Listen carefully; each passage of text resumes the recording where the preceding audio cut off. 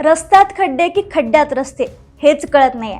आता हा जोक, हा विनोद चक्क मृत्यूच्या दारापर्यंत येऊन पोचलाय. मी असं म्हणण्याचं कारण म्हणजे पावसाळा सुरू झालाय, पाणी तुंबतंय.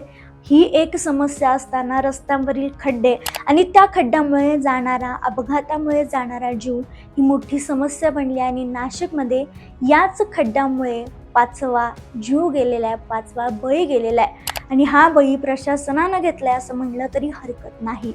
कारण नुकताच नाशिकमधील अंबड MIDCतील एक्सलो पॉइंट भागात चिखल आणि खड्ड्यामुळे निलेश प्रल्हाद कोतकर या तरुण व्यावसायिकाचा अपघाती मृत्यू झालाय. त्यांच्या पश्चात त्यांना अवघ्या 3 वर्षाची मुलगी आणि कुटुंब आहे. नाशिकमध्ये रस्त्यावरील खड्ड्यामुळे झालेल्या अपघातामधील हा आत्तापर्यंतचा 5वा मृत्यू आहे. आणि याच्यापूर्वी 4 जणांचा मृत्यू झालाय. या 4 जणांबद्दल सांगायचं झालं तर 24 मार्च रोजी प्रभाकर निकम यांचा या खड्ड्यामुळे मृत्यू झालाय. 6 जून रोजी प्रवीण गायकवाड यांचा मृत्यू झालाय.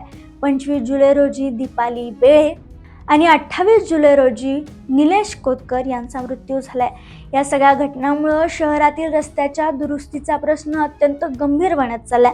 नुकताच महापौर यांनी ठेकेदारांच्या विरोधात आता लवकरच कारवाई केलेली आहे.